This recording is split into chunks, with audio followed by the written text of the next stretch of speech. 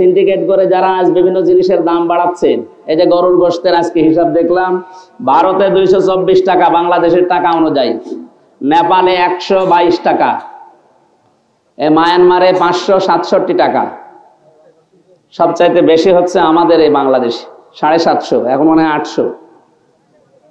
এই আশপাশেই তো, এখান থেকে আমরা মনে হয় 20-30 কিলো গেলেই বর্ডার পাবো। তার কাটা পার হলে যদি 224 টাকা হয়, এখানে 800 টাকা হয় কোন কারণে? এই কিছু অসাধু ব্যবসায়ী সিন্ডিকেট করে আমাদেরকে এভাবে বিপদে ফেলছে। সরকার বাহাদুর যারা আছেন দায়িত্বে, তাদেরকে এই সিন্ডিকেট ভেঙে ফেলার জন্য আহ্বান জানিয়ে, সম্মানিত এলাকাবাসী, সম্মানিত মুসল্লি কিরাম, আমরা কোরআনে কারিমের অনেকগুলো আয়াতে 2টা খুতবার ভেতরে পড়েছি, অনেকগুলো হাদিস পড়েছি এবং বাস্তব সংক্রান্ত কিছু কথা আরবি ভাষায় পড়লাম। এগুলো আমরা বাংলায় বলছি। এখন গুরুত্বপূর্ণ কথা, আল্লাহর কথা। এই পৃথিবীতে যত কথা মানুষ বলে, সবচাইতে ভালো কথা, উত্তম কথা এবং সত্য কথা কার কথা? আল্লাহ রাব্বুল আলামিন বলেন, ওমান আসদাকু মিনাল্লাহি কিলা, আমি আল্লাহর চাইতে সত্য কথা কেউ বলে না। মান ক্বালা বিহি সাদাকা, নবীজি বলেন যারা কথা বলে কোরআন দিয়ে, এরা সত্য কথা বলে। সুতরাং আজকে থেকে ঈদগার ময়দান থেকে আমাদের সিদ্ধান্ত নেওয়া লাগবে, জীবনে যতদিন বেঁচে আছি কোরআন ছাড়া আর কারো কথা আমরা শুনবো না। অন্য যার কথাই শুনবেন, ওর কথার ভেতরে ভেজাল থাকার সম্ভাবনা আছে। মানিত্তাবা আল হুদা বিগাইরিল কোরআন আদাল্লাহুল্লাহ। আপনি বসেন। কোরআনে কারিম বাদ দিয়ে পৃথিবীর কোন জায়গায় যদি কেউ ভালো হওয়ার নিয়তে যায়, আদাল্লাহুল্লাহ, আল্লাহ নিজে দায়িত্ব নিয়ে তাকে খারাপ বানিয়ে দেয়। এ কথার ওজন কত টের পাচ্ছেন? শব্দটা ছিল আদাল্লাহুল্লাহ। আমরা যারা এখানে আরবি গ্রামার জানি, এই শব্দটার অনেক ওজন শব্দ। এই শব্দের দল্লা শব্দ দিলেও তো অর্থ হয়ে যেত। দল্লা ইয়াদিল্লু শব্দের বাংলা অর্থ আপনি নিজেই নিজেকে খারাপ বানিয়ে ফেলেছেন বা গোমরা হয়ে গেছে। আদাল্লা বাবে ইফআল থেকে আসার কারণে বাংলা অর্থ দাঁড়িয়েছে, আপনি হয়তো ভালো হওয়ার নিয়তে কোনো জায়গায় গিয়েছিলেন, কিন্তু সেখানে কোরআন ছিল না, কোরআনের নিয়ম নীতি চলতো না। এজন্য আল্লাহ রাগ করে আপনাকে আরো গোমরা বানাবে, খারাপ বানিয়ে দেবে। এ দোষ কার? আল্লাহর দোষ। আল্লাহর দোষ এই জন্য না যে কোরআন যেখানে নেই আপনি ওখানে গেলেন কেন। সুতরাং যেখানে কোরআন নেই, কোরআন চলে না, কোরআনের নিয়ম নীতি চলবে না, জীবন থাকতে ওখানে যদি আমরা বুঝে শুনেও যাই, আমাকে খারাপ বানিয়ে দেওয়ার দায়িত্ব আমির হামজার কার? আমরা যেন এ কাজ আর জীবনে না করি। যেখানে কোরআন নেই, ওই দরবার যদি আমার বাবাও তৈরি করে, ওখানে আমি নেই। যে দলে কোরআন নেই, ওই রকম দল যদি আমার বাবাও তৈরি করে, ও দলে আমি নেই। এটা তো শুধু এই ঈদগাহ পর্যন্তই থাকবে নাকি?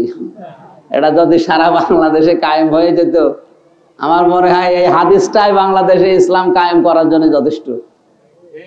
কারণ ৯৬% মুসলমান এখানে। আমি এমন একটা সময় কথা বলছি, যে সময়ে ফিলিস্তিনে এখন বোমা পড়ছে, হাজারো মানুষের কান্না, ফেসবুক খোলেন, এখনো কিছু মানুষ মারা যাচ্ছে।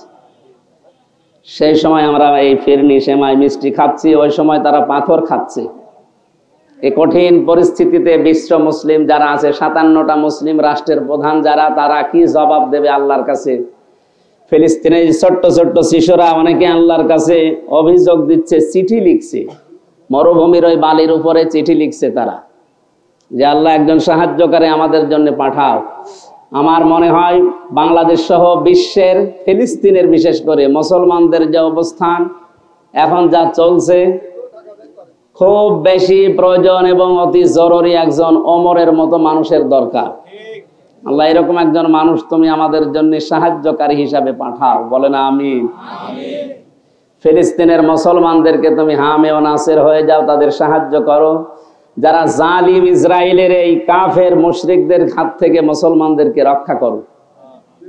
কোরআনে কারিমের তেলাওয়াতকৃত আয়াতের ভেতরে যে বাস্তবতাগুলো ছিল, আল্লাহ তাআলা বলেন কাদ আফলাহা মান তাযাক্কা, যে ব্যক্তি তার নিজেকে এবং তার সম্পদকে পবিত্র করেছে।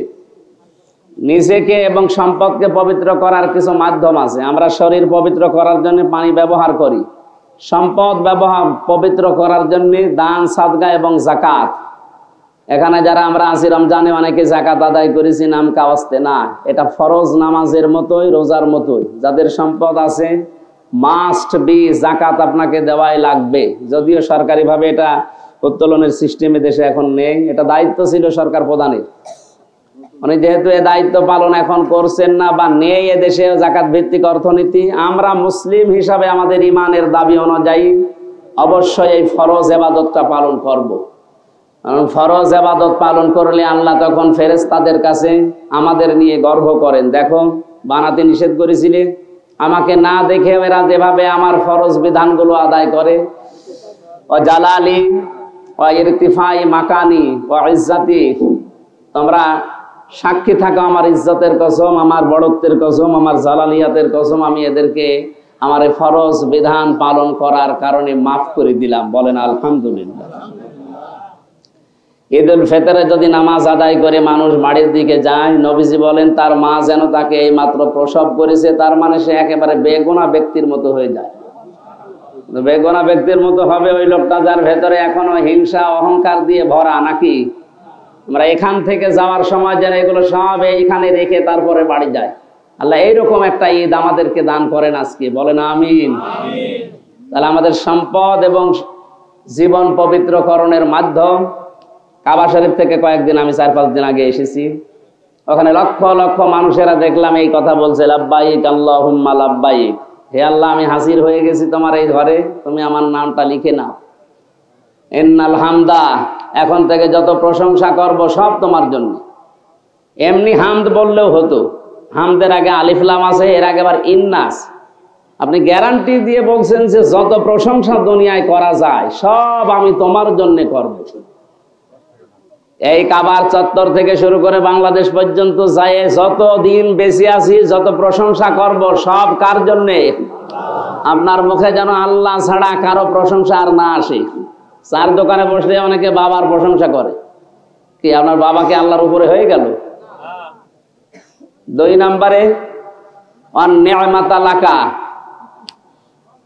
যত নিয়ামত তুমি আমাকে দিয়েছো আজকে থেকে সব তোমার জন্য ব্যয় হবে। আমার শরীর সুস্থ আছে, নিয়ামত কার? অসুস্থ না হলে আপনি টের পাবেন না। মানুষের রক্তের ভেতরে এখন 5 প্রকার ক্যান্সার হচ্ছে। 1 প্রকার যদি আল্লাহ লাগিয়ে দেয়, 14 বংশ না পুরা এলাকা বিক্রি করে ঔষধের পয়সা হবে না।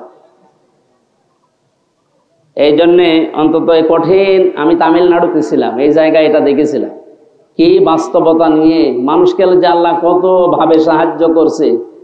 কার দিকে ভরসা করে কার দিকে তাকিয়ে মানুষ উল্টা পাল্টা করে, মস্তানি দেখায়, আমার তো বুঝে আসে না। মানুষকে টাইট করতে আল্লাহর কিচ্ছু লাগবে না। আব্রাহাকে ধ্বংস করার জন্য তো আবাবিল লেগেছিল, আর আমাদের শরীরই যথেষ্ট।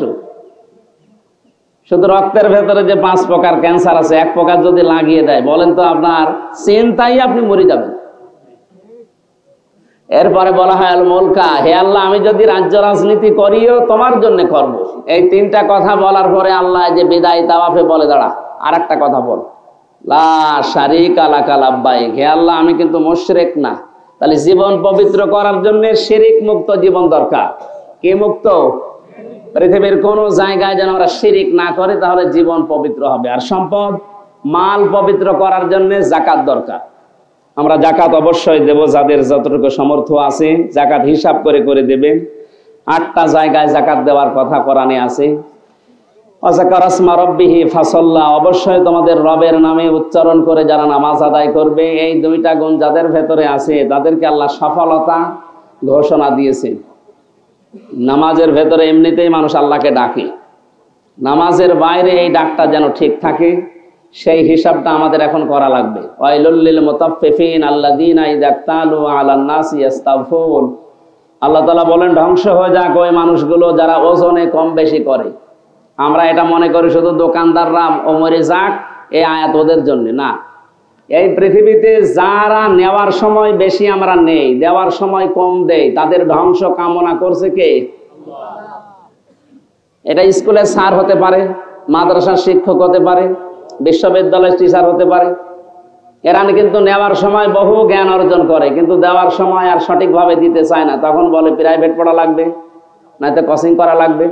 আপনি তো নেওয়ার সময় ঠিক মতোই নিয়েছিলেন, দেওয়ার সময় তো ঠিক মতো দিলেন না। আপনি আল্লাহর বরদোয়ায় আছেন, বলেন নাউজুবিল্লাহ। যারা খাদ্যে ভেজাল দিচ্ছেন